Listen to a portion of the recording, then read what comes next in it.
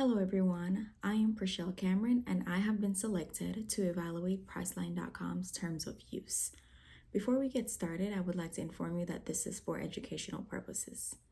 Priceline.com is an online platform that enables users to find and book flights, hotels, rental cars, and vacation packages at discounted rates. During this evaluation, I will be briefly discussing Part 1, Legal Actions, Section A through F of Priceline.com's Terms and Conditions, also known as Terms of Use. Here are the questions that I will be answering based on my opinion. Is it a valid contract? Are visitors bound to it, or should they have to click I agree? If you have a dispute with Priceline, can you sue them? Why or why not? What changes would you recommend? Terms of use are a set of rules and guidelines that users must agree to when using a specific service or platform. These terms outline the rights and responsibilities of both the user and the service provider, covering aspects such as usage policy, intellectual property, privacy, and dispute resolution. Priceline Terms of Use. The written terms of use described by Priceline.com represents a poorly formed contract. While it covers most of the standard sections present in a legal document, there are some inconsistencies that spoil its credibility. These aspects are crucial to establishment of a standard terms of use contract. This contract is null and void due to its lack of offer, acceptance, and consideration. Ironclad 2024. For example, this text eliminates the need for arbitration and dispute resolution as it eliminates the mutual obligation required to fulfill its validity. Cornell Law School 2017. This text highlights the company's sole right and discretion to alter terms or conditions, especially regarding this aspect, which appears in its insistence of the use of small courts or arbitration as the only informal sources or dispute resolution. The notion of mandatory arbitration breaks the mutual respect or values as it does not accord users any other resource other than the company's arbitration team.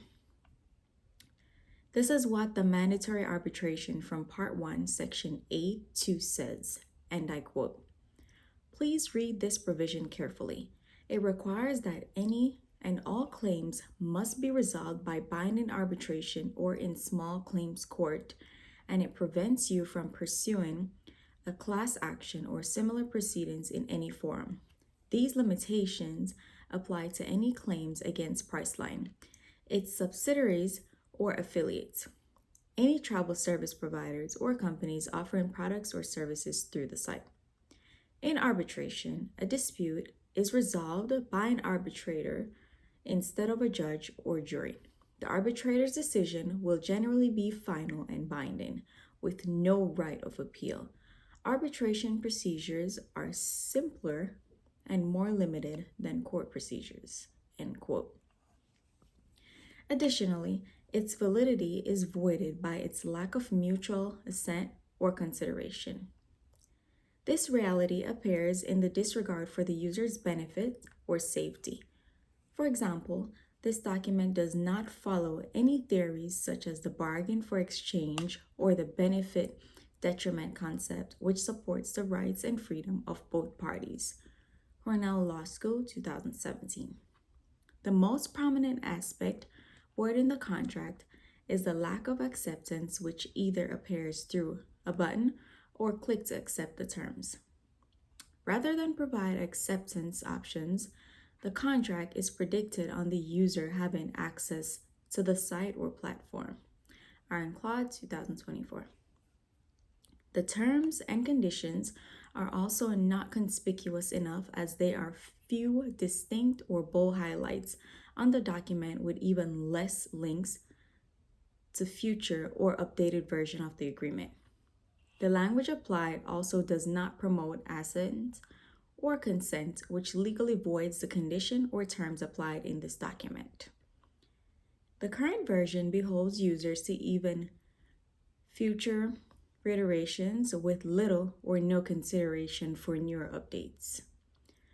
Let us look at what it says in Part 1, Section 2A, in the second paragraph, and I quote, "As an exception to arbitration, you, any third party, and Priceline retain the right to pursue in a small claims court located in the federal judicial district that includes you or the third party's billing address at the time of the claim, any claim that is within the court's jurisdiction and proceeds on any individual basis.